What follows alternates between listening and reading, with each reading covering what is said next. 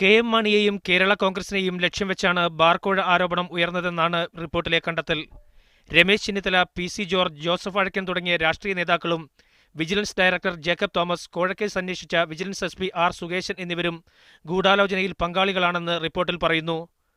മുൻ മുഖ്യമന്ത്രി ഉമ്മൻചാണ്ടിക്കും ഗൂഢാലോചനയെക്കുറിച്ച് അറിവുണ്ടായിരുന്നതായും പുറത്തുവന്ന റിപ്പോർട്ടിലുണ്ട്. അതേസമയം റിപ്പോർട്ടെന്ന പേരിൽ പുറത്തു വന്നത് പാർട്ടിയുടെ അന്വേഷണ റിപ്പോർട്ടല്ലെന്ന് അന്വേഷണ സമിതി ചെയർമാനായിരുന്ന CF തോമസ് പറഞ്ഞു. എനിക്കിതൊന്നും അറിയത്തില്ല. ഇത് അന്വേഷിക്കാൻ വെച്ച കമ്മീഷന്റെ ചെയർമാൻ ഞാനാണ്. ഞങ്ങളുടെ കമ്മിറ്റിയോ ഇങ്ങനെ റിപ്പോർട്ട് തയ്യാറാക്കിയിട്ടില്ല. തയ്യാറാകാത്ത റിപ്പോർട്ടിനെ കുറിച്ച് ഞാനെങ്ങനെ പ്രതികരിക്കുന്നു? മുൻ അഡ്വക്കേറ്റ് ജനറൽ KP ദണ്ഡപാണിക്ക് ശകുനിയുടെ റോളായിരുന്നു ബാർ കോഴ കേസിലെന്ന് റിപ്പോർട്ടിൽ പറയുന്നു. അന്വേഷണ സമിതി ചെയർമാൻ തന്നെ റിപ്പോർട്ട് തള്ളിയ സാഹചര്യത്തിൽ ഇതിനെക്കുറിച്ച് തനിക്ക് പ്രതികരിക്കാനില്ലെന്നായിരുന്നു രമേശ് ചെന്നിത്തലയുടെ പ്രതികരണം.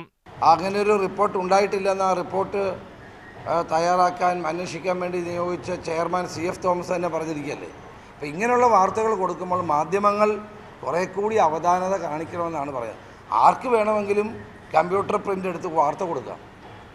വാർത്ത കൊടുക്കുമ്പോൾ ആ വാർത്തയ്ക്ക് എന്തെങ്കിലും ഒരു ആധാരം ഉണ്ടാകണം. കൊച്ചി ബ്യൂറോയ്ക്കൊപ്പം മീഡിയ 1 കോട്ടയം.